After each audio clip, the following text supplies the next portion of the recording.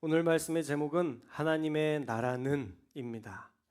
하나님의 나라는 우리가 늘 생각하며 살아야 할 가장 중요한 가치입니다. 하나님의 나라. 우리 주기도문에서도 이런 고백이 있죠. 하나님의 나라가 임하게 하시며. 우리는 늘 그런 고백을 합니다. 그러면 하나님의 나라는 무엇일까? 하나님의 나라라고 이야기하는 그 하나님의 실존은 무엇일까? 그것은 바로 하나님의 통치를 받는 것입니다. 뭐라고요? 하나님의 통치. 그러니까 하나님의 나라라는 표현 자체가 하나님의 통치를 받는다라는 의미인 거예요. 하나님의 나라가 임한 사람은요, 하나님의 통치 아래 사는 사람입니다. 내가 가진 지금까지 살아왔던 가치관이 있고 내가 살아왔던 어떤 신념들이 있지만 그것보다 더 중요한 것은 하나님이 지금 내게 말씀하시는 그 말씀을 나에게 하신 말씀이라고 믿고 그 말씀대로 사는 사람이 바로 하나님의 통치, 하나님의 나라를 이루는 사람입니다. 우리는 우리의 생각이 너무 옳다고 믿는 경향이 있는데요. 그 신념을 가지고 대부분 잘못 사용합니다. 대부분은 그 신념을 가지고 남을 죽이는 데 사용하죠. 사실 우리의 생각이 틀릴 수도 있다라고 가정하며 살아갈 때 우리는 다른 사람들과 더불어 살아갈 수 있습니다. 그리고 사실 우리가 판단한 판단이 틀렸던 경우가 훨씬 더 많습니다. 왜냐하면 우리는 부족한 하나님께서 만드신 피조물이기 때문이죠. 우리는 절대 하나님이 될 수 없습니다. 우리가 계속적으로 말씀 가운데서 살펴보고 있는 것은 이 제사 음식에 대해서 먹어야 되느냐 말아야 되느냐, 우리가 이걸 가지고 지금 계속 이야기를 나누고 있는데요. 여러분, 어떤 교회에서 채식주의자가 고기를 먹는 것이 옳지 않다라고 주장한다고 여러분 가정해 봅시다. 야채를 먹어야 건강하고 고기는 콜레스테롤과 다양한 문제를 이야기하니까 건강하려면 고기를 먹지 말아야 된다라고 주장한다고 생각해 보세요. 여러분, 이 주장이 옳은가요, 틀린가요? 반만 맞고 반은 틀린 거예요. 왜냐하면 사실 고기를 먹어야 하는 이유도 분명하거든요. 고기에서 주는 단백질이 근육 생성을 하고 면역 기능과 호르몬과 효소 생성에 필수적인 요소라고 합니다. 특히 붉은 고기에는 철분이 높아서 빈혈, 피로, 집중력 저하에 도움을 준다고 해요. 그리고 피곤하게 만들지 않는 비타민 B9는요, 식물성 식품에서는 거의 얻을 수 없답니다. 그러니까 야채도 필요하지만 고기도 먹어야 되는 거예요. 할렐루야, 복된 소식이죠. 고기를 먹어야 한다고 하니. 그러니 야채만 먹어야 한다는 것도 틀리고요, 고기만 먹어야 한다는 것도 사실은 틀린 내용이라는 것이죠. 건강한 몸을 위해 편식하는 것이 좋지 않은 것처럼 건강한 공동체가 되려면 서로의 주장에 대해서 편식해서는 안 된다는 것입니다. 저 사람이 틀리다라는 가정으로 시작할 것이 아니라 저 사람이 말이 맞을 수도 있다라는 가정으로 시작해야 건강한 공동체를 세워나갈 수 있는 거예요. 나는 무조건 야채당, 나는 무조건 고기당, 이렇게 주장하면서 정치인들처럼 접근해서는 안 된다는 것이죠. 내가 먹고 싶은 것도 먹고 또 의사가 먹으라는 대로 먹으면 되지, 그런 시시콜콜한 것까지 서로 자신들의 주장이 맞다고 주장하고 또 그것을 강요해서는 안 된다는 거예요. 사실 우리의 생각이 무조건 맞지 않기 때문이에요. 제가 얼마 전에 이혼 조정하는 어떤 프로그램의 한 부부에 대한 내용이 나왔는데 캥거루족이라고 부르거든요. 이게 아이들이 나이가 많이 들어도 자기 품에서 가까이 두려고 하는 사람이 캥거루족입니다. 그런데 그런 엄마가 나왔는데 그 엄마가 7년 전에 어떤 남자와 결혼을 해서 재혼 가정을 이루고 살고 있어요. 근데 이제 이 재혼 가정이 돈을 벌지 않고 아내 쪽 아버지가 물려준 유산으로 거의 2억 정도 되는 그 재산을 가지고 그 돈을 계속 깎아 먹으면서 그냥 살고 있는 거예요, 몇 년간. 그런데 그 둘만 사는 게 아니라 아들도 한쪽 방에 들어오라고 해서 그 쪽방에서 함께 사는데 문제는 여자친구도 한 명 데리고 들어와서 살아요.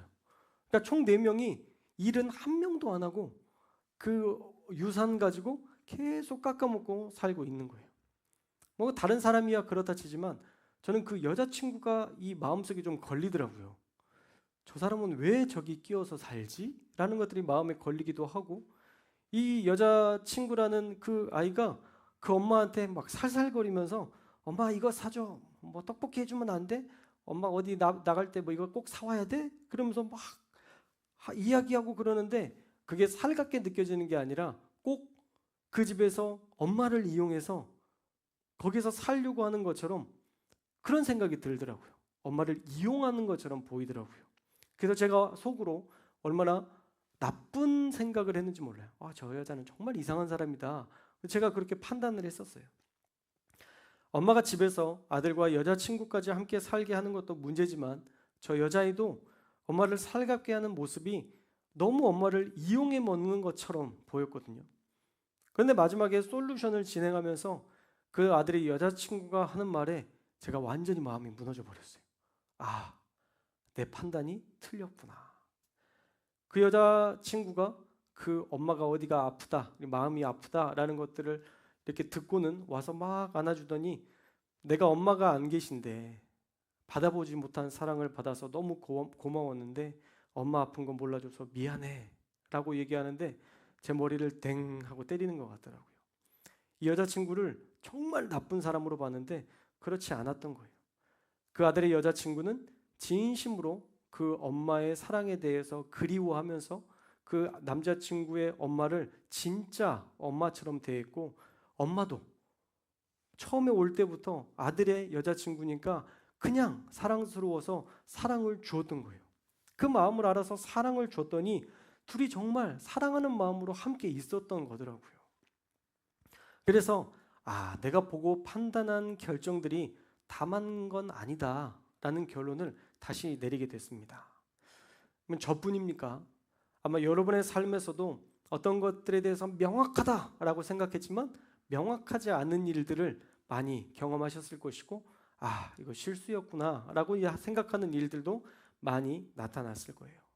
그러니까 우리가 내린 결론은 나도 맞고 너도 맞다, 나도 틀리고 저 사람도 틀릴 수 있다라는 가정하에서 어떤 것은 수용하고, 할렐루야, 어떤 것은 이해하며, 할렐루야, 어떤 것은 그냥 넘어가주는 유연함을 가지고 살아야 되는 것입니다. 하나님도요, 그런 유연함을 말씀을 통해서 오늘 요구하고 계십니다.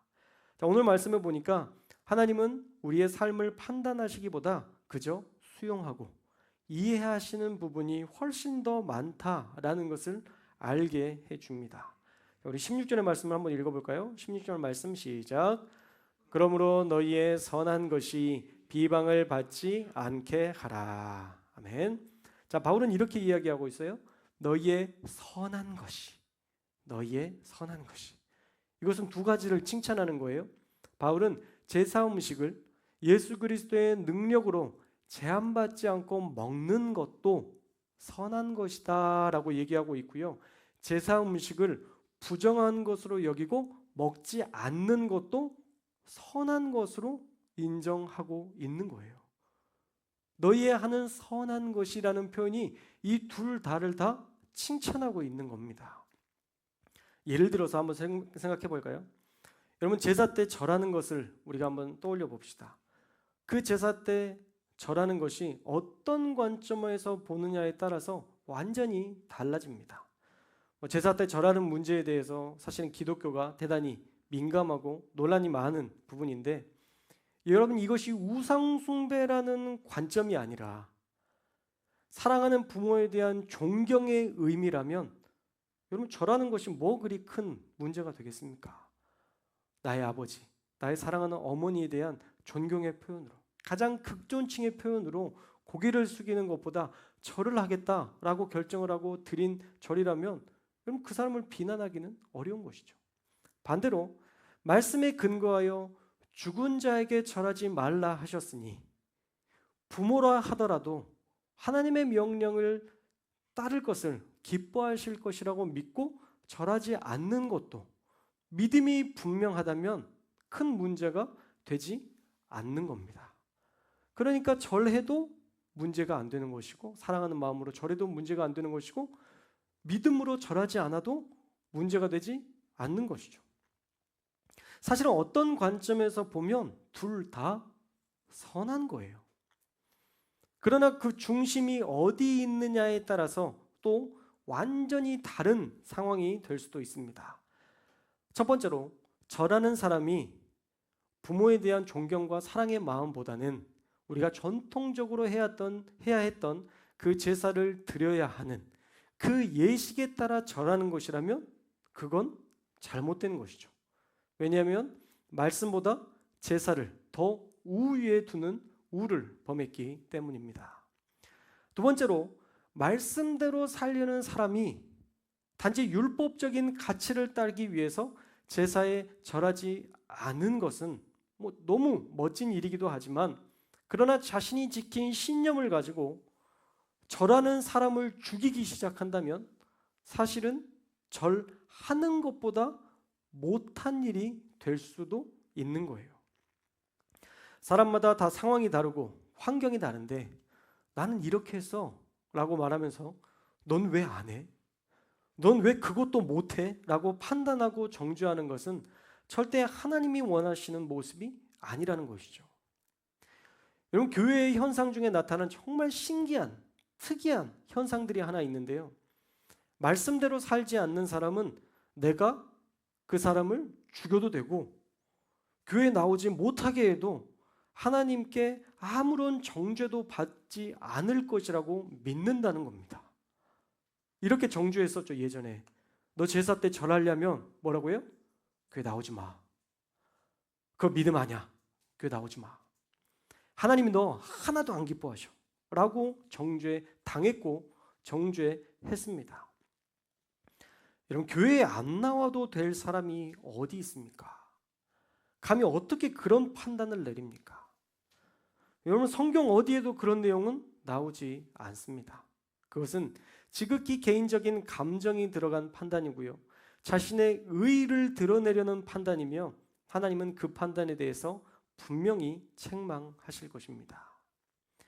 여러분, 마태복음 25장 40절과 41절의 말씀인데요, 여러분들이 너무 잘 아는 말씀이에요. 40절과 45절 우리 연이어서 한번 읽어보도록 하겠습니다. 40절부터 읽겠습니다. 시작. 임금이 대답하여 이르시되 내가 진실로 너희에게 이르노니 너희가 여기 내 형제 중에 지극히 작은 자 하나에게 한 것이 곧 내게 한 것이니라 하시고, 45절. 이에 임금이 대답하여 이르시되 내가 진실로 너희에게 이르노니 지극히 작은 자 하나에게 하지 아니한 것이 곧 내게 하지 아니한 것이니라 하시리니. 아멘. 여러분, 지극히 작은 자에게 한 것이 하나님께 한 것이고, 지극히 작은 자에게 하지 않은 것이 내게 하지 않은 것이다 라고 말씀합니다. 그리고 이어서 아주 무서운 말씀이 나오는데요, 46절에서는 이런 결론을 내립니다. 그들은 영벌에, 의인들은 영생에 들어가리라 하시니라. 아멘. 여러분, 지극히 작은 자를 대하는 것에 대해서도 그 영혼에 대한 값을 영벌로 치르겠다고 말씀하시는데, 율법으로 사람을 정죄하고 죽이는 일을, 교회에 나오지 않아도 된다고 영혼을 포기하는 일을 과연 하나님께서 용납하실까? 절대 아닐 겁니다. 우리의 율법에 따른 정죄도 하나님은 반드시 그 값을 물으실 겁니다. 너 때문에 잃어버린 영혼의 값을 내가 과연 누구에게 묻겠느냐라고 말씀하시겠죠. 그래서 우리는 하나님의 나라의 가치를 기억해야 됩니다. 하나님의 나라는 우리의 판단이 아니라, 우리가 가진 신념이 아니라, 우리가 알고 있는 말씀이 아니라 하나님과 함께하며 지금 우리에게 말씀하시는 그 말씀에 순종해야 된다는 것, 우리는 꼭 기억해야 합니다. 자, 그래서 우리 17절의 말씀을 한번 읽어보겠습니다. 17절 시작.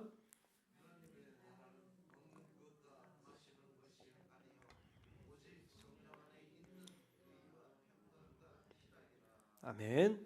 여러분, 제사 음식을 먹고 마시는 문제가 경건의 척도가 되거나 구원의 척도로 가름되는 것이 아니라는 거예요.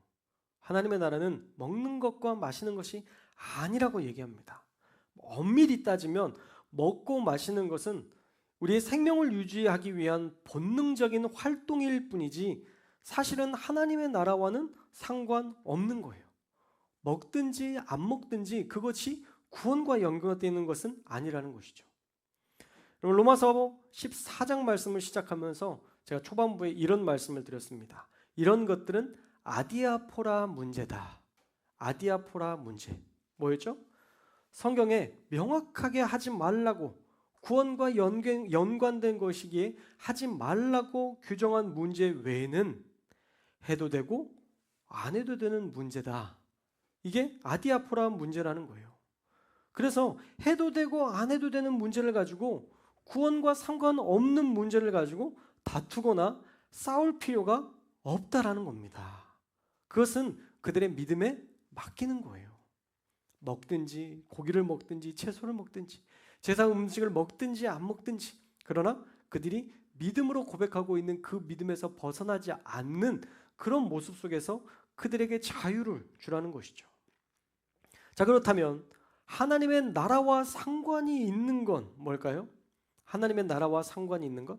오늘 말씀에서는 분명한 세 가지를 다루고 있는데요. 첫째로 하나님의 나라는 의롭다라고 말씀하고 있어요. 우리 따라 볼까요? 하나님의 나라는 의롭습니다. 아멘. 여러분, 그 일이 공의로운가? 라는 부분이죠. 모든 상황에 대해서 이해해 줄 수 있지만 모든 것을 다 수용할 수는 없는 겁니다.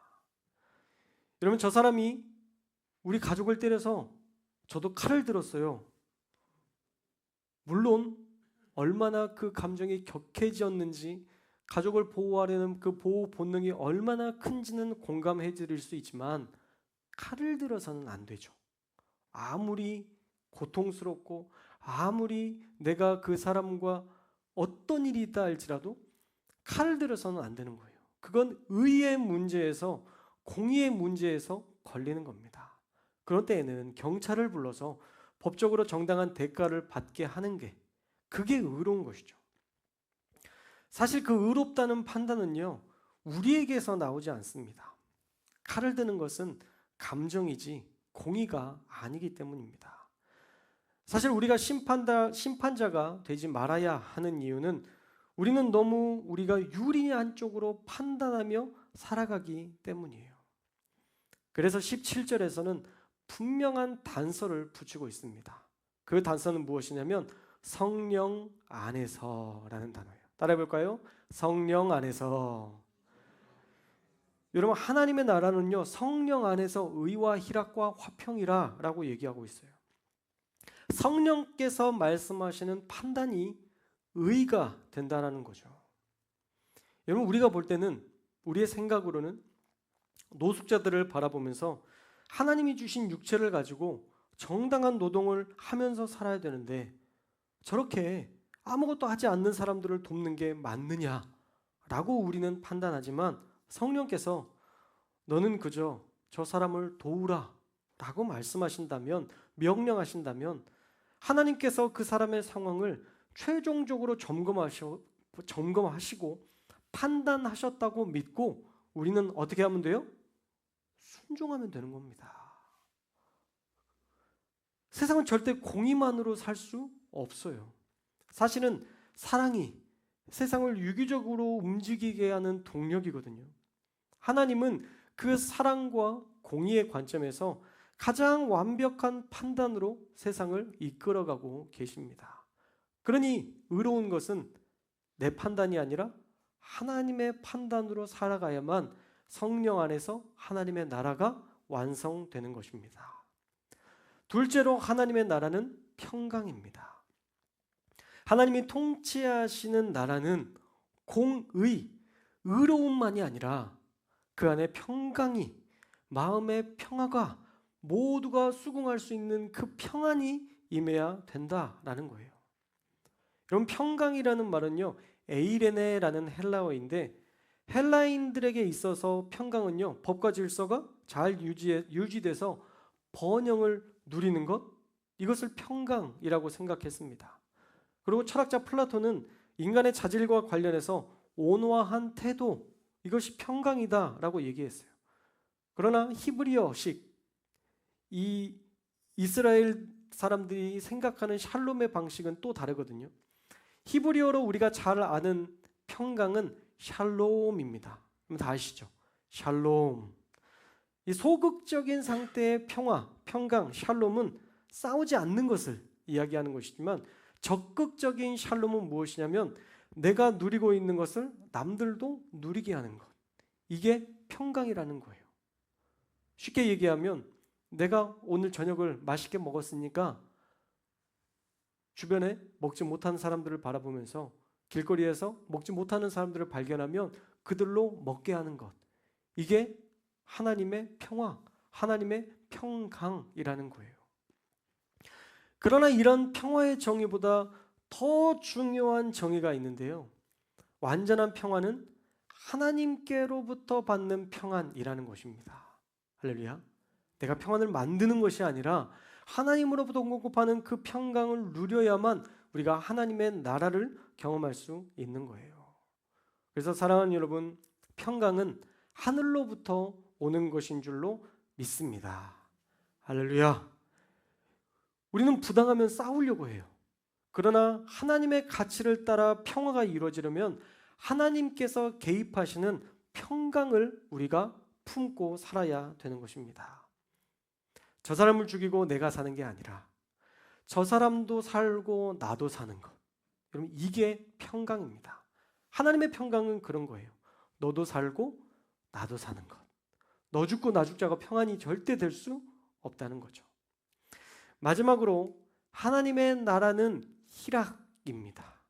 희락은 카라라는 단어를 썼는데요. 기쁨과 즐거움이에요. 평안보다 더 한 단계 위의 평화가 기쁨과 즐거움입니다. 그리스도인의 기쁨은 슬픔과 고통, 근심 가운데에서도 얻을 수 있는 것이라고 우리가 아까 예배 때 찬양을 불렀어요. 하나님의 나라는 어떤 곳이에요? 아픔과 슬픔이 없는 나라인가요? 아니죠. 두 번째 마디에서는 하나님의 나라는 여전히 아프고 슬픈 일이 있지만 행복과 기쁨이 여전히 있는 곳, 여전히 그곳 가운데서 우리가 살아가는 공간 안에서 행복과 기쁨을 찾을 수 있는 곳이 바로 하나님의 나라라는 거예요. 그래서 우리가 하나님의 나라의 그 기쁨이 전해지는 하늘과 땅의 통로가 되어야 한다. 찬양의 고백들이 그렇게 고백되고 있어요. 여러분, 하나님의 나라의 기쁨을 우리가 누리며 살아갈 수 있어야 됩니다. 여러분, 우리 인생에 고통이 많이 있잖아요. 아픔이 많이 있잖아요. 슬픔이 많이 있잖아요. 그런데 그 아픔과 슬픔과 고통만 바라보는 게 아니라 여전히 하늘이 뚫려 있고 그 하늘에서 공급하는 은혜가 있음을 깨달아야 우리가 하나님의 나라를 경험할 수 있다는 거예요. 여러분, 출애굽기의 사건을 한번 보실까요? 먹을 게 하나도 없다고 이스라엘 백성은 투정하지만 여러분, 먹을 게 없었나요? 만나로 공급하셨어요. 더 만난 것들을 찾았기 때문에 지금 나에게 주신 그 만나가 보이지 않았던 것이지, 하나님은 기적적인 역사로 만나를 매일마다 공급해 주고 계셨습니다. 고통이 있고 슬픔이 있지만 하늘로부터 공급되는 그 은혜를 기쁨으로 알았다면, 즐거움으로 알았다면 그들은 불평하거나 원망하지 않았을 거예요. 우리의 삶도 마찬가지잖아요. 그럼 30년 전으로 한번 거슬러 가 볼까요? 그때보다는 훨씬 행복한 시대를 살고 있지 않나요? 30년 전에 그 맨날 저녁 되면 그 연탄불 가려고 나갔다 왔다 갔다 이러다가 지금은 보일러만 켜면 얼마든지 따순 물이 나오고 얼마든지 먹고 싶으면, 예전에는 막 음식이 없어서 절절절절 매다가 지금은 언제든 라면을 마음껏 끓여 먹는 이런 풍족한 시대에 살고 있는데 우리가 바라보는 건 뭐예요? 나보다 더 잘 사는 사람들만 바라보니까 감동이 없는 거예요. 기쁨이 없는 거예요. 즐거움이 없는 겁니다. 왜 나에게는 이런 좋은 차가 없지? 왜 나에게는 이런 좋은 집이 없지? 왜 내 자식들은 이렇지? 왜 나의 자녀들은 이렇지? 왜 저 자식들은 더 좋은 것들을 누리고 사는데 나는 왜 이렇게 살아가지? 비교하기 시작하면서부터 행복이 사라지는 거예요. 기쁨이 사라지는 거예요. 욥의 고통도 마찬가지예요. 하나님 앞에서 이 모든 것 주신 분도 여호와시죠, 취하시는 분도 여호와시다라고 얘기하지만 그의 인생 가운데 불평이 시작된 것들은, 불평이 시작했던 그 시작점은 친구들이 찾아왔을 때부터예요.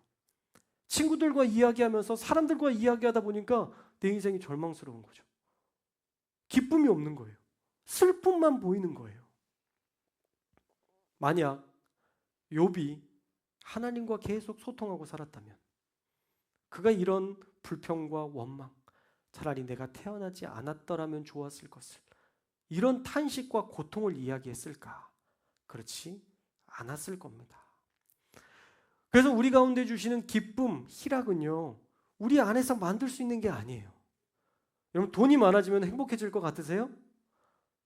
전 아직 몰라요. 돈이 많아 본 적이 없어서. 그런데 돈 많은 사람들을 보니까 추론해 볼 수 있어요. 돈이 많아도 행복하지 않을 수 있구나. 가진 게 많아도 행복하지 않을 수 있구나. 추론이 돼요. 왜 그렇게 많은 돈을 가진 사람이, 엄청난 명예를 가진 사람이 행복하게 살지 못하는가? 그게 다가 아니라는 거예요. 그게 완성이 아니라는 거예요. 하나님의 나라의 기쁨은요, 하나님께 속해 있을 때만 누리는 축복인 줄로 믿습니다. 우리가 세상 가운데에서 눈에 보여지는 세상의 것들을 쫓아 살아가는 것으로 기쁨이 채워지지 않아요. 하늘로부터 공급받은 그 하나님의 기쁨, 하늘로부터 주시는 그 놀라운 은혜, 그 소망, 그것을 품고 살아갈 때 우리 가운데 있는 기쁨을 빼앗기지 않는 거예요. 우리 옛날에 신앙생활 하셨던 모습들 다 기억해 보세요. 저희도 7평 반에 저희 아버지 어머니 막 우리 5 식구 다 쪼그려 살고 그러는데 그때가 제일 행복했던 것 같아요. 과자 부스러기 하나 사가지고 가정 예배 드리고, 또 우리 누나가 말 입담이 엄청 좋거든요. 막 학교에서 있었던 웃긴 얘기 막 하고 막 깔깔깔깔 웃고 막 새벽 2시까지 얘기하고. 그런 게 행복이잖아요. 큰 집을 얻어서가 행복한 게 아니라 함께 좋은 것들을 나누고, 이 사람이 힘들다고 하면 같이 눈물로 울어주면서 기도해주고, 하나님이 일하실 것들을 같이 소망하게 만들고. 여러분, 이게 가정 안에 나온, 가정 안에서 누릴 수 있는 하나님의 나라잖아요. 여러분, 가진 것, 더 많은 것을 누리기 위해서 여러분 그 목적지를 향해서 살아가지 않기를 주님의 이름으로 축원합니다. 그것은 다 사라질 것들이에요. 그것은 우리에게 진정한 평안을 주지 못합니다. 하나님의 나라에 속한 사람은요, 기쁨과, 하나님께서 주시는 기쁨과 희락으로 늘 다시 회복되고 새로운 힘으로 살아가는 사람, 바로 그런 사람이 하나님의 나라, 하나님의 통치를 받는 사람인 줄로 믿습니다. 여러분, 그래서 하나님의 나라에 속한 사람은요, 남을 탓하지 않는 공의 안에서 내가 순종하고 하나님이 평강 주시는 말씀대로 순종하며 슬픔과 고통 속에서도 즐거움을 누리는 성령 안에서 살아가는 사람이 하나님의 나라에 속한 사람인 줄로 믿습니다. 그리고 그런 사람은 하나님께서 칭찬하세요. 자, 우리 18절 말씀도 마지막 읽겠습니다. 18절 시작.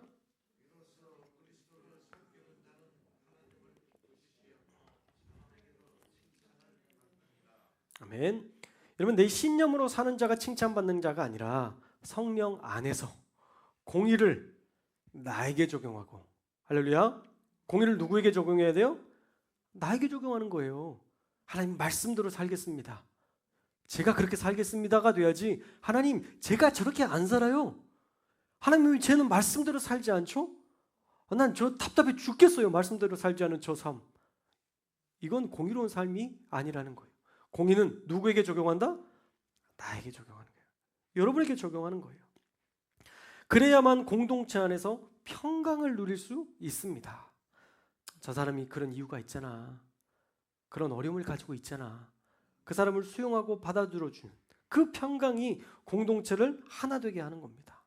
아픔과 슬픔 속에서 하나님이 주시는 기쁨으로 살아갈 수 있도록 서로가 서로를 배려하고 위로하고 격려해주는 그런 성도가 하나님의 나라를 이루며 사는 사람들인 줄로 믿습니다.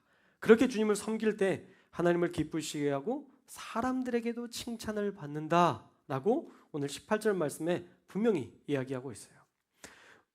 이로써 그리스도를 섬기는 자는 하나님의 나라, 의와 희락과 화평으로 사는, 이렇게 그리스도를 섬기는 자는 하나님을 기쁘시게 하고 사람에게도 칭찬을 받는다.